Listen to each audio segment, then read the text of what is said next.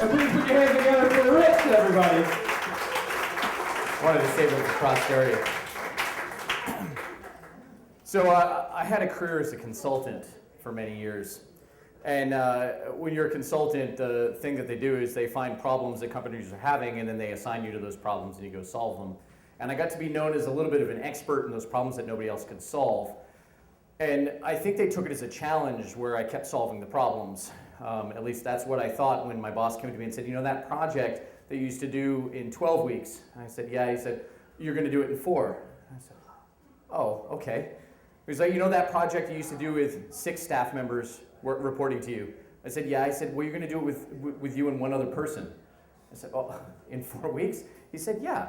He's like, but there's a bonus. He's like, what? It's like, you're going to Paris for 4 weeks, and you won't be coming back.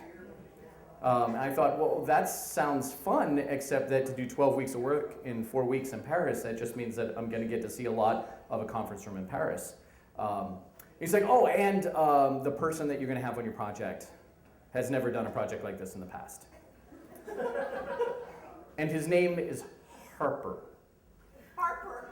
Now, I work in a consulting company, so there's a lot of pedigree, right? There's private schools and Harvard business degrees and lots of money that comes from daddy. And Harper is definitely that guy. Now, Harper shows up on my project. He's like, we're going to Paris. And I'm like, yeah. He's like, I've never done this before. It's going to be a lot of fun. And I said, uh-huh. And I said, well, okay, so is that what you're wearing, Harper? And he was wearing these like ultra tight, very pink pants, not really consulting material. And he was wearing an ultra tight shirt. And when he landed in Paris, he's like, oh, did you guys know that the plugs here are different? I was like, you didn't pack a converter? And he's like, no. And so the first week was hell. And by hell, I mean, thank God Paris serves dinner until midnight. Because when you're going out to your restaurant at 11:45, you at least get a proper bite to eat before you go back to work. And Harper sucks at what he does. This is a guy that's not going to make it in our world. And so I'm cranking with my client. My client's name is Jean-Christophe. And Jean-Christophe, like proper French people, takes a café at 8 a.m. And so we go and have a café with Jean-Christophe. And then at 11:45, we have another cafe because that's the pre-lunch cafe. And then after lunch, we have a 2:45 cafe. And before he leaves the office at 4:30, we have another cafe, which means at least 4 times during the day, I'm drinking coffee instead of working. And I'm there with Harper, who thinks it's awesome. So we crank all night for 3 weeks to try to get this project done. And Jean-Christophe finally says at the end, about, halfway through the 3.5 weeks, saying, we are not going to finish. And I said, sorry, my accent sucks, I know it. I said, yes, Jean-Christophe, we're in some trouble, but I think we'll be able to get there because my boss flies in on Monday, and when my boss flies in on Monday, I absolutely would have this project done, because if not, my career is in jeopardy, and Harper's career is definitely in jeopardy, and his daddy won't let that happen. And so we decide that we're going to pull this massive weekend bender work on this project, and so we crank. We get up and we work and we work and we work, and then we just go. And so Monday, my partner is flying in. Monday, he's going to land, and we're going to present to the client on Tuesday our final presentation. And we have all this data, and we don't have it pulled together because Harper doesn't know how to use PowerPoint or Excel or Access or any of the freaking tools that you need to be a good consultant. It's terrible. And so we decide the only thing we can do is go to a bar in the Aqueduct and put this presentation together. So we start furiously writing on these napkins. We've got charts and graphs, and we're like arranging them on the table, and we're drinking like fiends, because if you're a consultant and you're on an expense account and you're in Paris and your job sucks and you're working with effing Harper, you drink. And so Jean-Christophe orders these bottles of wine, and I order all this bourbon, and Harper is drinking beer, and no one drinks beer in Paris because you're an idiot if you drink beer in Paris. But he's drinking all this beer, and he thinks because he's closer to college than I am, he's going to be okay. But he's not, because I can outdrink him by 1,000-fold. And we're drawing on these napkins, and it's getting legible or less and legible or less.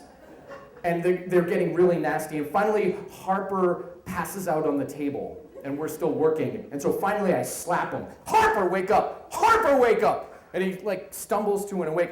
And I'm like, get these napkins back to the room. We gotta put them in a presentation. So he grabbles all the napkins and he puts them in his pockets and he goes back to the room. And Jean-Christophe and I continue to drink until the bar kicks us out at 4 in the morning. But we've got the final 4 slides on these little tiny cocktail napkins written in pen, chicken scratch. And we think we've got it. My partner's gonna be able to deliver this deal.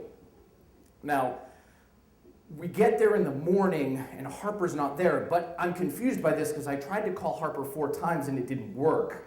And I figured, well, that's because he decided finally to be a good little boy and show up earlier than his manager and like try to make up for all this lost time. And no, that's a failure. He's not there at the client site. And what's also not with the client site is about 25 napkins that have the rest of the report on them. So finally I go and I get the manager to open up his hotel room and he's still passed out, sprawled on the bed, and I can't find any of the napkins and I'm like shaking him. Harper, wake up! The partner's gonna be here and my career is not gonna rest in your damn daddy putting you through college and getting you this job in your pink stupid pants. And so I drag him and I throw him in the shower and we get him dressed and he's a bloody mess and I drag him to the client and then we realize we don't have the napkins. And so we have to run back to the hotel, and it's a disaster, a complete disaster. And the partner is there by now, so he realizes the shit show that's going on. And so finally, we get it together, and I take the napkins from him because he can't convert napkin to PowerPoint like all good consultants can. And we work on the presentation, I give it to the partner, and it is the largest ROI of a project that the partner has ever seen. Because what happens when you take a project that is normally done in 12 weeks with 6 people and do it in 4 weeks with 2 people is the costs go way down despite as much drinking as I did on an expense account.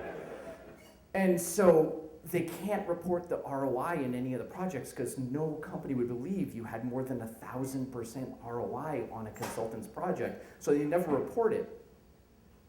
And the partner delivers it and it's fantastic and it all comes from an aqueduct and I save my job.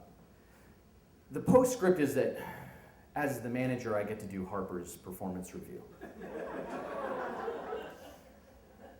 And I told Harper, in order to save your job, you will have to outdrink me tonight.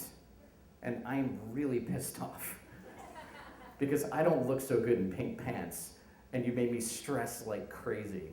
And though Harper no longer works at the firm, it wasn't because of me. I threw the game just so he could save his career.